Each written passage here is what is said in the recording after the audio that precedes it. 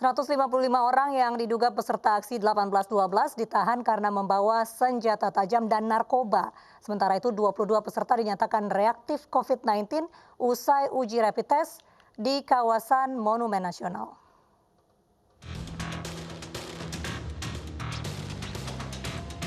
Bentrok mewarnai pembubaran massa yang mengikuti aksi 18.12 di kawasan Patung Kuda Jakarta Jumat siang.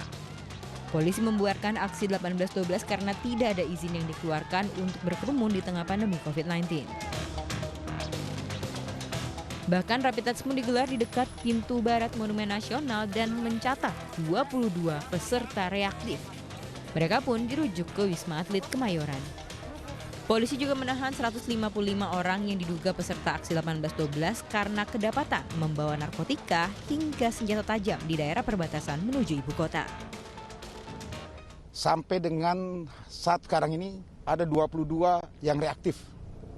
Yang sekarang kita rujuk langsung ke Wisma Atlet. Nah, ini menandakan bisa jadi kerumunan, bisa jadi klaster di kerumunan ini. Dari 155 yang kita amankan, ada yang ditemukan membawa ganja ya, di daerah Depok. Ada juga yang ditemukan membawa senjata tajam. Bahkan ada anggota yang terluka pada saat pembubaran di depan kantor gubernur, ya, dengan menggunakan samurai. Nah, ini semuanya menandakan bahwa memang apa yang sudah kita sampaikan, operasi kemanusiaan. Kemudian kalau tidak diindahkan lagi, kita akan laksanakan operasi penegakan hukum. Polisi pun mengamankan sebuah mobil yang dipakai untuk menyampaikan aspirasi massa. Polisi mendata 2 anggotanya terluka saat membubarkan massa di depan kantor Gubernur DKI Jakarta. Massa pun akhirnya membubarkan diri. Aparat gabungan TNI Polri pun melanjutkan operasi justisi di sejumlah akses ruas jalan menuju Jakarta untuk mencegah kerumunan massa. Dari Jakarta, Tim Liputan iNews melaporkan. Pemirsa, selain di Jakarta, massa 18.12 juga beraksi di Purwakarta, Jawa Barat. Ribuan massa melakukan long march dan menyebabkan jalan arteri Jakarta-Bandung dan sebaliknya tidak dapat dilalui. Massa dari berbagai organisasi Islam memadati ruas jalan Veteran Kabupaten Purwakarta, Jawa Barat. Mereka melakukan long march dari kampus UPI menuju Polres Purwakarta menuntut keadilan atas kasus yang menimpa pimpinan FPI Rizik Syihab. Akibat demonstrasi ini arus lalu lintas dari arah Jakarta menuju Bandung dan sebaliknya lumpuh. Polisi juga mengarahkan massa untuk berorasi di samping Polres Purwakarta agar tidak mengganggu lalu lintas.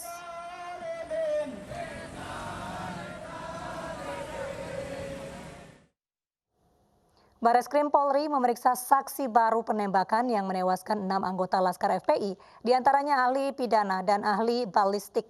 Pemeriksaan dilakukan di lokasi penembakan. 15 saksi baru penembakan yang menewaskan 6 anggota Laskar FPI hari ini diperiksa Bareskrim Polri di lokasi penembakan. Saksi yang diperiksa diantaranya adalah ahli pidana dan ahli balistik.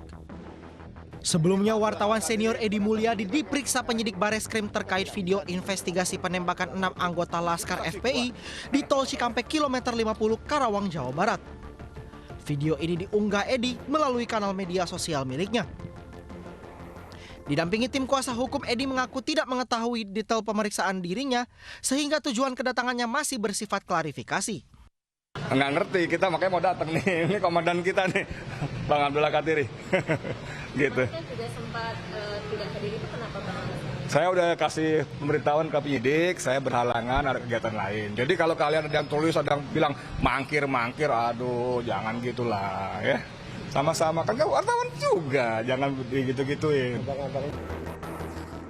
Edi diperiksa polisi lantaran membuat dan mengunggah video yang direkam langsung dari TKP Tol Jakarta Cikampek kilometer 50. Dalam video ini dirinya mengaku mendapat keterangan dari saksi kunci terkait peristiwa baku tembak polisi dengan pengawal Rizik Syihab. Tim kedokteran forensik Rumah Sakit Polri Kramat Jati Jakarta Timur memenuhi panggilan Komnas HAM pada Kamis kemarin. Pemanggilan tim dokter yang mengotopsi 6 jenazah Laskar FPI ini untuk mengungkap kasus penembakan. Tim Liputan iNews melaporkan.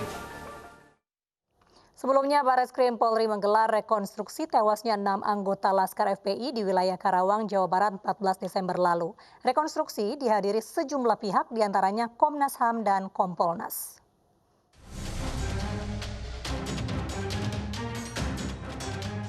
Bareskrim Polri telah menggelar rekonstruksi tewasnya 6 anggota Laskar Front Pembela Islam di Tol Jakarta Cikampek 14 Desember 2020.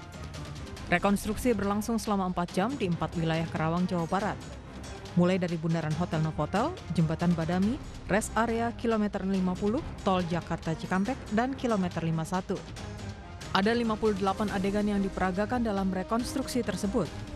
Saat rekonstruksi, polisi mengundang sejumlah pihak, diantaranya Komnas HAM dan Kompolnas. Jadi rekonstruksi ini merupakan dari hasil daripada berita acara pemeriksaan, dari olah TKP, dan ada bukti-bukti petunjuk ya yang ada. Dan sampai saat ini kita sudah melaksanakan pemeriksaan ada sekitar 26 saksi yang kita lakukan ya. Itu ada saksi dari masyarakat, tadi juga ada saksi yang ada di TKP 1, TKP 2, TKP 3 ya yang kita lakukan. Dan kemudian pada pelaksanaan kegiatan rekonstruksi ini pun kita juga dipantau ya, ada dipantau oleh Bapak Beni Mamoto dari Kompolnas. Itu. Peristiwa penembakan hingga menyebabkan tewasnya 6 Laskar FPI terjadi di kilometer 50 Tol Jakarta Cikampek 7 Desember lalu.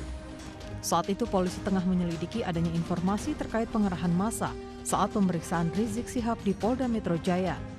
Kapolda Metro Jaya Irjen Fadil Imran menyebut terpaksa mengambil tindakan tegas karena anggotanya diserang oleh Laskar FPI dengan senjata api dan senjata tajam.